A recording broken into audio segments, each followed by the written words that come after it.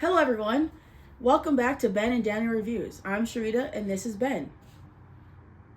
And today we are going to talk about Dark Heists by Mo Poplar and Ashy Feet Games, a deck building game in which you play as a Victorian era mob boss, recruiting a gang of scoundrels to help you go on heists and commit larceny. And you're going to be building up your crew of scoundrels along the way in order to have the best deck and avoid getting heat and swaying cops and the likes. Thank you to Mo for sending us this game to check out. And I'm going to go to the table real quick and show you a little bit how to play. And then we'll come back to the table and give you our thoughts on the game. So Dark Heist is going to be like your standard deck building games, except for with this one, the goal for what you're trying to do is going to be a little different. But everyone's going to start out with the same deck of 10 cards. You're going to get a payroll cop, a specter, a medium, a bribe, 2 bullies, 2 ambassadors, and 2 thieves. And then everyone's going to take their deck here. I've sleeved all my cards here to keep them nice. But you're going to shuffle your deck up pretty good and put it in your deck spot on your board. And you're going to draw 5 cards. And then 2, 3, 4, and 5. And with those cards, as you can see here, they have different types of symbols. So there's going to be sway, which is this number, and then there's going to be crimes, which is this number. And you can use it for one of the 2 things. And on your turn, you're going to be doing one of 2 different things. You are going to be working on heists, or you're going to be recruiting in larceny. Larceny being the crimes that you commit, which is going to be that thing. And then recruiting is this. Here, your sway, that's how much sway you have to get people to come to your side. The cost of each thing is going to be printed here. This one costs coins. Specters, goons, valets are going to be the same for every game, as well as the heat. And then this deck here is going to be the street, and that's going to be unique cards here. That's just going to be shuffled up and have a row of 5, and then whenever one gets taken, you're just going to replace it. And so on your turn, you're going to choose between recruit and larceny, which is recruiting new people and doing these crimes here, or you're going to start a heist. Because starting a heist is how you trigger the end of the game. The game ends when someone has completed 3 heists. You're going to start your way at the top and work your way down, doing 6 crime, 7 sway, 8 crime, and 9 crime, and you got to do that all in one turn. But you do get a reward for every level you complete. And then the simple heists, which have only 3 things, but you can only do one of these simple heists per game. And then they're going to also have a point value in the bottom, because at the end of the game is going to be triggered when someone completes 3 heists. But that's not going to necessarily be the winner of the game. It's whoever has these most notoriety points here, which also the cards you get into your deck will give you points as well. As you can see here, your starting cards don't give you any notoriety.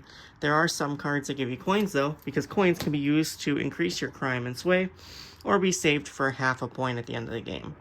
And also at the end of your turn, or whenever, you can spend 4 coins to bury a card.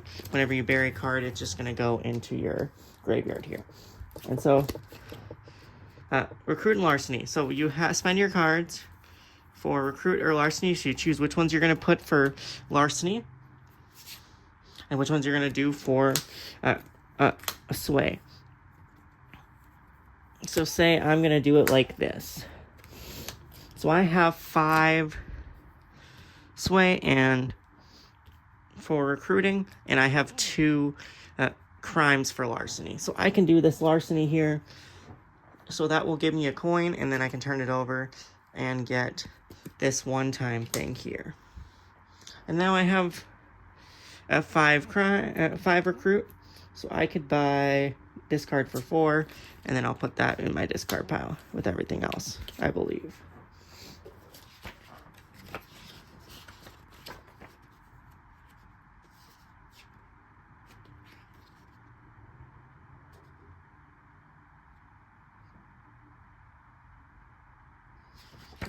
And then on to the next person's turn. You'll get 5 new cards, of course.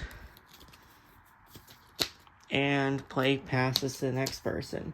And anytime you don't want to do recruit and larceny, you can also start a heist or get a new heist if you don't have a heist that you're working on.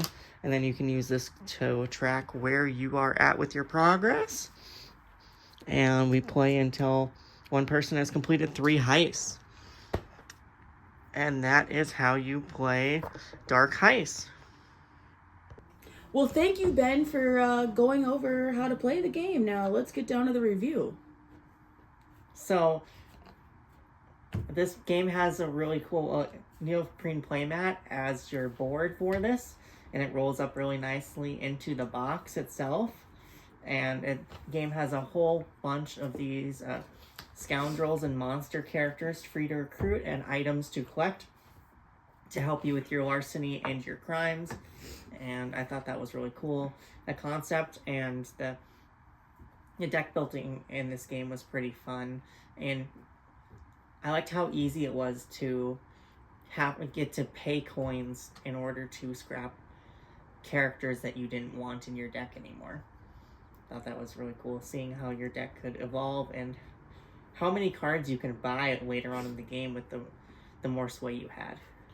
Yeah, I was gonna say, with earning the coins at first when we started and we didn't get started off with any coins, I'm like, well, this is gonna be tough. Like, how are we supposed to buy things? But it was really easy to get coins. Mm-hmm. This is my favorite character because it's a Sea Hag. That's all, because it's called Sea Hag. Yeah. When I first looked at the game and the player guide, it kind of looked a little overwhelming at first, but when you take 2 seconds to actually look at this board, it actually is quite user-friendly. I gave this game a 9. I really like the deck building aspect and that you're able to, you can screw over your opponent by giving them heat or by taking coins from them. When Ben and I played, I've only played this once and I want to play it again. I focused on creating these completing these heists, and it was like bribe security. So you have to have 6 sway in your lineup of 5 cards. Mm-hmm. And then you have to complete your next time having 6, what is that? Crime. So I focused on that because these gave me more points, and Ben focused on collecting cards that had higher, what do you call it? Higher points? Yeah, point totals. Yep. Point totals. And my way of playing, I won. You did win. So I'm the ultimate gangbanger. Yeah. Or mob boss. Yeah. You were just a scoundrel collector. Yeah, I did collect a lot of the scoundrels. I collected a few items. I also used my money to fire a lot of my starting characters that weren't as helpful to me later on in the game. And also all the heat. I paid off the cops to get rid of all my heat, which was taking away from my sway. Oh, also, these larceny cards, the first few of the cards only cost 2 crimes, and then eventually it cost 3 crimes. Mm-hmm. And you would get a coin for it. But my goal was to buy up as many as I could, so that Ben couldn't. And these cards would be like, bury this card for 2 more sway during your turn, or some of them would be like, deal out a heat to your opponent. And so these cards are basically like bonuses, like any perks to like help you get ahead and possibly screw over your opponent. One of the things I like about deck building games is the fact that with a lot of the games, the players start out with the same starting deck, mm-hmm. and then seeing what they do to make changes to their deck and the decisions they make for the cards, and seeing where they come up and manipulating the deck in a way to get the best lineup to help you with your heists. That was a pretty cool kind of take on this genre. Yeah, this definitely, like, I like deck building games, and this one is one of my top ones that I've played so far. One thing I really do like about the game is that there's lots of these scoundrel cards, so it provides for a lot of repeatability. With you know how some games there's like a deck of 30 and you keep seeing the same cards over and over. There's like, these are your scoundrel cards, and there's like some down here too. Like, I like that aspect. And then also for the heist cards, there's lots of these, so you know when you're playing you might complete a heist that you didn't see in the first game or the previous game you played. But I really do recommend this game. It is, do you know how much it is? I think it's $60. So it's definitely affordable. It's worth it. Getting this mat that, you know, Ben talked about, which I think is cool because in some base games you actually don't get a mat. You get like a paper or cardboard grid. So I like that it comes with that upgrade. Yeah. Another thing I really liked about this game is the coins in the game. How you use the coins. In most games, you're using your coins to buy things. In this game, you don't. You use your sway to get influence over these characters in order to get them on your side, and then you are spending your coins to get rid of cards or by increasing your sway or your crime, but not actually directly buying cards with those coins. I think that was a cool concept.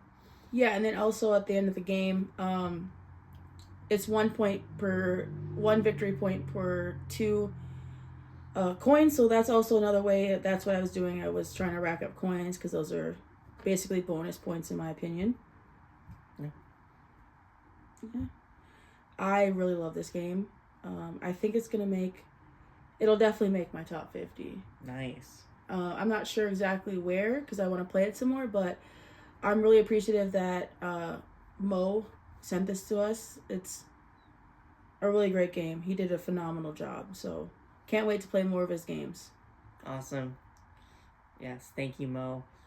Yes. And thank you, everyone, for tuning in to another episode of Ben and Danielle Reviews. Catch you on the next one.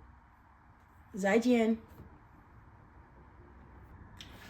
P.S. I do want to mention that it is so awesome that this game was created by a black gamer.